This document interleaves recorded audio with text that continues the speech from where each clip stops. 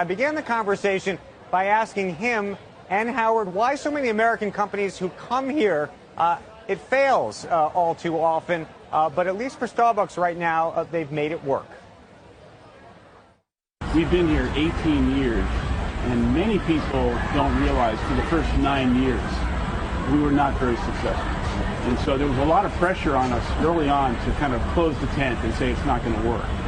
But I think we had to have patience, and we had to have a deep commitment to being locally relevant and understanding the consumer. But I don't want to embarrass Jack, but you also have to have friends here who can help you kind of navigate through some of the issues that are difficult to understand.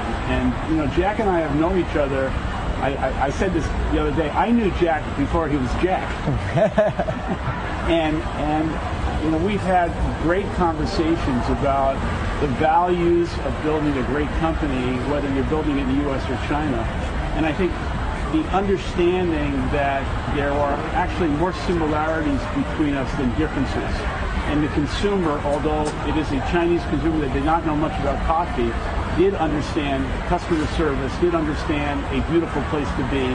And I think also building the kind of company that would be values-based and the culture of the company in which we put people first. And I think that gave us a leg up. That we didn't come here to take anything. We came here to give back. When you look at this, and a lot of technology companies in the U.S. have tried to come here unsuccessfully, what do you think is going on? I think most of the technology companies come to China to learn from Starbucks. First, a heart for the customer, for the market. We love the people, love the market. Second, we should have a great team that have a patience. And third is a patience. I'm doing this for 10, 20 years. And next, a great product. When I was amazed by Starbucks because Chinese people don't drink coffee. We drink tea. I don't like coffee. I like tea, but I like Starbucks. You're drinking coffee. Coming here, I respect. I like. As I told my wife, I don't like coffee, but I like Starbucks. Because one of the reason is that I met him first time. I think we discussed long. I listened to his talk, and we discussed only about the value, vision, mission.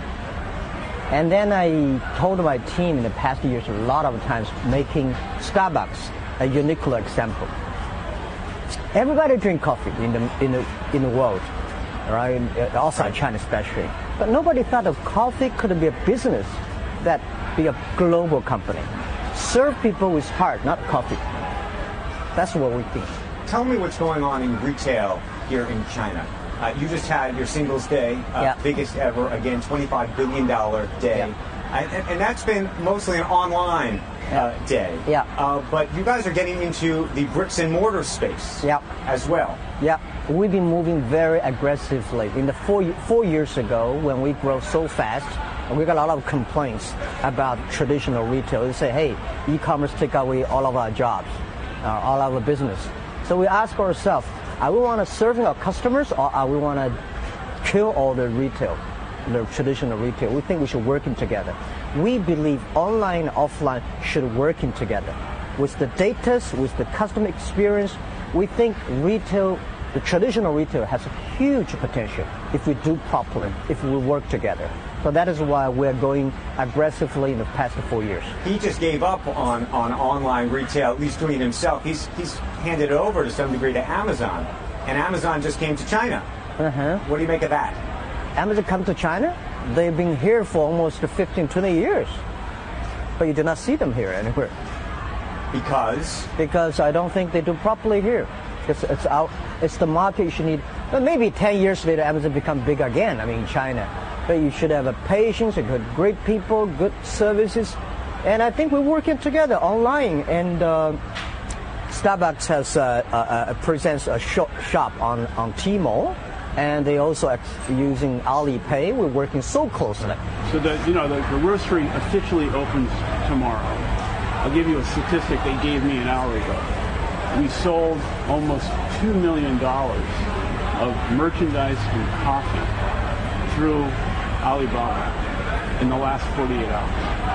The store hasn't opened yet. It's incredible.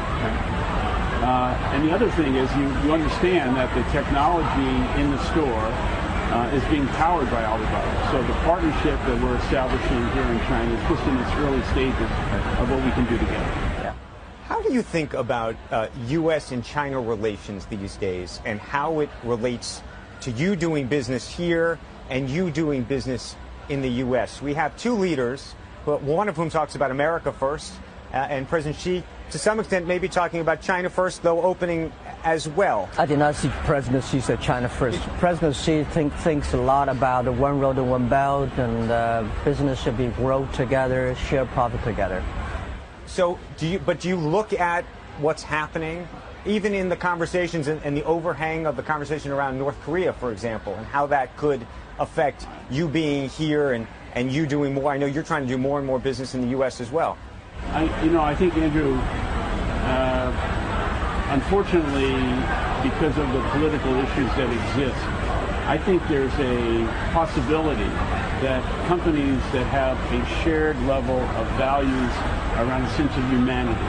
So if you can take Alibaba and you take Starbucks, a Chinese company and an American company, perhaps we can demonstrate the kind of cooperation, the kind of trust, and build a bridge between our two companies that perhaps the politicians cannot do at this time, and demonstrate to America and to China that we are much more the same than we are different.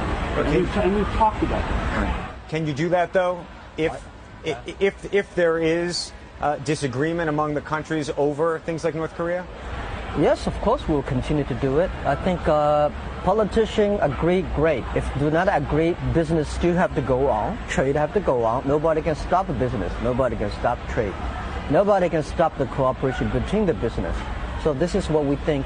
And if they are so great on the offline, we're so good on online, they are so good in the States, we're so good in China, we should set an example that how we can working together, that improving the relationship between together, strengthen the relation. This is what we think. By working together, the two countries can do a lot. Do you have a take on North Korea? I know you're sponsoring, by the way, the Olympics this year. I'm going to be in South Korea. You're going to be there as well, and it's going to be a big conversation there, what's happening in North Korea. Yeah, it's too complicated. To me, I have enough headache in my business. I think when I hear about North Korea, I say, oh my God, North Korea said this, Russia said this, China said this, Americans said this. Leave this job for President Xi and Donald Trump. Then I'm focusing on my business. Okay, let me ask you one question. Last time I saw you in Davos, you said something very provocative. President Trump had talked at one point about the U.S., or rather China, stealing jobs from the U.S. And you said that was the strategy. By the leaders of the U.S. President Trump has tried to change that. I'm curious whether you think he's been successful. We have tax policy that he's trying to put through. What do you make of what's happening in the United States? Well, I think the Americans also should have a patience. You know, you may do not agree with him. When he say, I want to do this, he's been president for that, only 1 year or something. He can never achieve something within 1 year. At least he's trying. And for me, I think the China is not stealing jobs. We are creating a lot of jobs. A lot of companies succeed in China. Starbucks did excellent in China. You know, Microsoft did excellent in China. IBM did excellent in China. And we do not see a lot of Chinese companies did excellent in the States. So we should work together. Right. When you have conversations with government here, how much do they talk about Trump with you? There's a constant theme about asking about the president. And I have one statement that I consistently repeat, and that is, I'm not here to talk about politics, and I'm certainly not going to criticize the President of the United States on foreign soil. Fair enough. Back there, when you buy a coffee, you can pay with Alipay, but you can also pay with WeChat, which has been growing in its market share. What are you going to do to stop that? Why should I stop them? I mean, first, if there's only one Alipay, Alipay cannot grow that fast. When there's fair competition, grow fast. No matter how fast they grow, we're still bigger, we're still better. So it's when you have a fair, healthy competition, it is good. And we don't want to be lonely to talk to the government because we are the only one. But when we have two or maybe three, then we have the right policy. Talking about currency, the topic, at least back in the U.S., I think here as well, is Bitcoin. And what some people think of as the modern, sort of like a tulip bubble, or is it a bubble? And I was curious, I don't know if you're going to accept Bitcoin Do either of you have a take on whether we're in a bubble? Other people have called it a fraud. Jamie Dimon says it's a ridiculous thing. I don't understand it myself. I'm just trying to figure out the coffee business. I have the same. Just 2 days ago in the Wuzhen Internet Conference, people asked me, what do you think about it? I say, honestly, I know very little about it, and I'm totally confused. And like, even if it works, the whole international rules and laws on trade and financing is going to completely change. I don't think we are ready for that. So I think I'm focusing on the Alipay. I'm focusing on IMB, US dollars, euros. That's but not good Bitcoin. enough. And you're not accepted yet. I know. No. Do you see a day where you could? No. We have a team specifically study that, and also we have a team blockchain technology. We spend a lot of efforts on blockchain technology for development. But Bitcoins, I say, not for me. I know. I don't know. I could see a point in time where Starbucks becomes a cashless retail. Right. And I think that time is nearer than further. Let me say one thing. We are not focusing on Bitcoin. We are focused on cashless society for China. And every country we go. Try to making sure the society is more efficient, more transparent, no corruption. This is what we want to do using cashless. Okay, I got 2 final questions, and I'm going to embarrass you with one of them. There's a lot of speculation in the United States that this gentleman may one day run for president or should run for president. What do you think of that? I think he should. Yeah, be careful here. I respect him a lot, and he has a great value, vision, and is very paranoid for the future. He always thinking about how he can change. See this thing. I see so many retail complain about new technology. And they hate technology. They stop. They just complain. But he is changing. And I think this is what a country leader should have. And final question. We've been watching you dancing like Michael Jackson, creating movies. What's next? Outside of doing magic shows, outside of running Alibaba? Well, every year I try to do something because there are 3 Jack Ma. First Jack Ma is people's imagination. He's great, he's not good, and this is the people's imagination. Second Jack Ma is the CEO and the founder, chairman of Alibaba Group. And third Jack Ma is my real person. I love to sing, I love to dance, I have fun, I like walking around the streets. And all the things you see, I'm myself, my real Jack Ma coming out these days. Can I get a 4th Jack Ma? Yeah. I've known Jack a long time. And Jack obviously has become extraordinarily successful and influential in China and around the world. But the 4th Jack Ma, the core Jack Ma, is the man of humility, a humble person.